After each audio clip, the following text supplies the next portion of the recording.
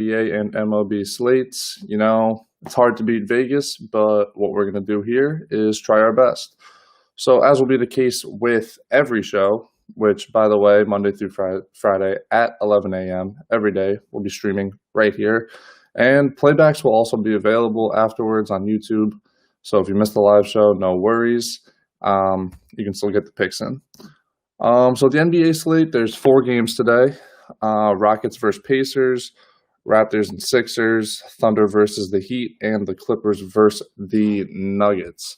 So just a light slate in the NBA bubble today, but one game I would like to talk about is the Heat versus the Thunder. Last night when I was doing the research on this game, the Heat were actually 4-point underdogs. I wake up this morning to see that they're 1.5-point favorites.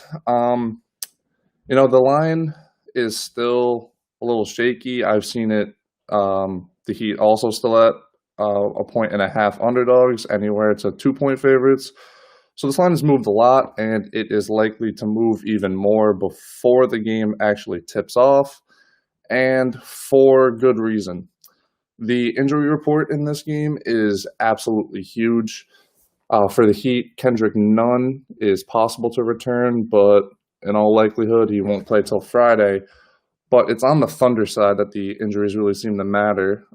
Nerlens Noel, Steven Adams, Shai Gilgeous-Alexander, and Danilo Gallinari are all questionable. If I had to guess, I would say at least 2 of them will play. But just with the uncertainty of the lineup, that was the first thing that caught my mind. And even though the show is supposed to be on underdogs, last night they were. Today you could get the line, the Heat money line at around minus 120, and I still think there's a lot of value there. Even if you just throw the injuries out and just look at resumes since returning to the bubble, the Heat's losses have been to the Raptors, Bucks, and the Suns. And I mean, the Suns are a miracle, but losing to the Raptors and Bucks is not a big deal. And they've also beaten the Nuggets, Celtics, and Pacers, which are 3 solid teams since returning to the bubble. And then you go over and look at the Thunder, and they lost to the Nuggets, Grizzlies, and Suns, which isn't terrible, but doesn't quite stack up against the Heat's resume, while OKC has beaten the Jazz, Lakers, and Wizards. To go even more, both teams are 3-3 straight up and against the spread since returning to the bubble. And, I liked the Heat a lot more comfortably at plus 140, which is what they were when they were about 4-point favorites, but minus 120, still nothing to laugh at. And that's my only, not even an underdog bet anymore for the NBA. But I will just go through real quick and talk about why I do not like the underdogs in the rest of the slate since there's only 3 other games. Rockets and Pacers. Rockets are about an 8-point favorite. And Westbrook is out, but it is pretty much small ball versus small ball because the Pacers have been running their own version of it. And, I just like the Rockets in it. Harden's getting an extra game off, and I expect him to kind of go on a crazy night. And so I like the Rockets there. Don't really love them, but whatever. Raptors and Sixers. I mean, we know about the Sixers with Embiid and Simmons being out. Raptors are one of the hottest team in the bubble, so I'm not going to bet against them. And then Clippers and Nuggets. Clippers are about a 5-point favorite, maybe up to 6. And the Nuggets have the worst rated defense in the league since the restart. And Clippers obviously one of the most talented teams. So I like them there. And now we will move on to the MLB, where I have a couple of plays for you.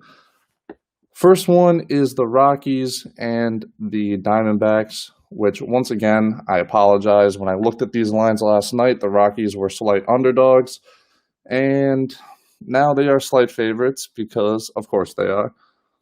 But for good reason. The Rockies have, in my opinion, a huge edge at starting pitching. Antonio Sensatela, hopefully I got that right. He's 3-0 on the year with a 2.65 ERA.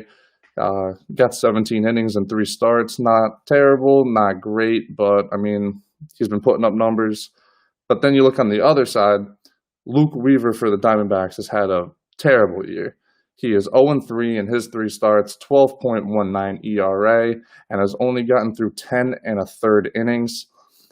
But the interesting thing here is Luke Weaver has allowed 5 home runs in those 10 innings. And that's why I think that the Rockies have a good matchup against Weaver, because if you look at their numbers, they're the best batting team in the MLB in terms of batting average, and they also pack some power, being in the top 10 in both home runs and slugging percentage. So it's one of the best hitting teams. Charlie Blackmon's hitting 500, which is incredible. And so it's one of the best hitting teams that also has some power, going up against a pitcher who has shown the ability to give up the long ball. Letting up a home run every 2 innings as a pitcher is pretty bad, and the Rockies seem like a team that could take advantage of it. So, like I said, last night the Rockies were underdogs. They're very slight favorites now, but depending on your book, you might still be able to get them as an underdog, which, if so, I would jump all over that. And moving into the next game in MLB, which is another one that I like. But, however, once again, the odds have switched since last night. Last night, the A's were the -105, Angels -115, and now, obviously, they've switched to make the A's a slight favorite. And it's another case of, I think there's a big edge in starting pitching. And if you ask me, baseball is determined on pitching. I mean, it's a sport where if you're a 30% success rate at the plate, you're considered one of the best. And so I think when you get the elite pitchers, those can make a big difference. I'm not saying either of these guys are elite, but definitely an edge that I like to use for MLB. And so you got Chris Bassett, who's 1-0 with a 1.08 ERA.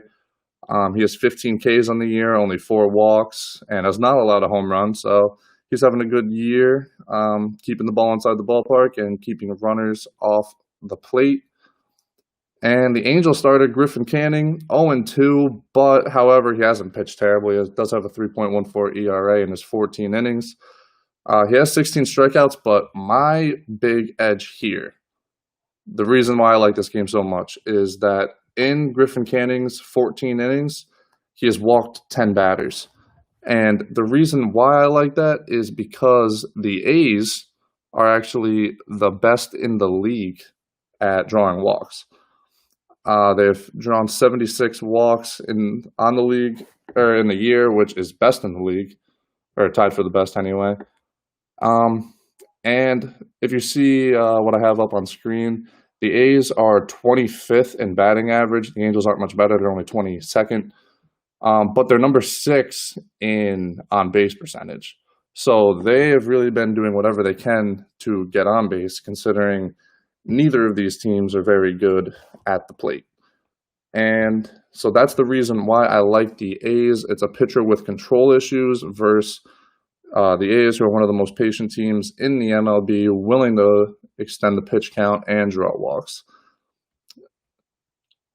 And, I do feel bad. This is the first show, and it's called Live Dogs, and I have not given a single underdog, really. They all were last night, but it changed, so maybe they're picking up on something.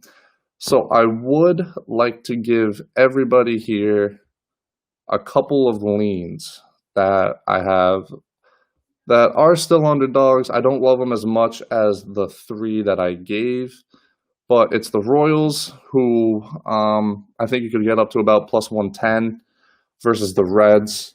The Cubs, +110 against the Indians. You might be able to get them at a little better price. And the Mariners, believe it or not, I do like the Mariners to win a game here versus the Rangers. So that is the 3 plays along with 3 leans. Just a quick recap. We got the Heat versus the Thunder. Honestly, when I looked at it last night, I was very surprised about the line and maybe Maybe it makes sense why, because the line has obviously swung. I mean, what was it, 5.5 points in a couple hours, 8 hours, 9 hours? So that's a big game that I like. Um, the Rockies over the Diamondbacks and the A's over the Angels. Like I said, they were all underdogs last night. Things changed. That's the world of betting. But tomorrow, hopefully, the lines that I find are more value plays, because that's what we're looking for here. When you see a plus next to a number that you're betting on, it's just a different level of excitement towards it. You feel like you beat the system, which is always a rewarding thing. And plus, who doesn't like some extra money on your bets, right? So, that's it for today. It's the first show. It'll get better. And as always, good luck on your bets. And hopefully I see you guys back tomorrow, 11 a.m., and I'll have some more plays for you. Thanks.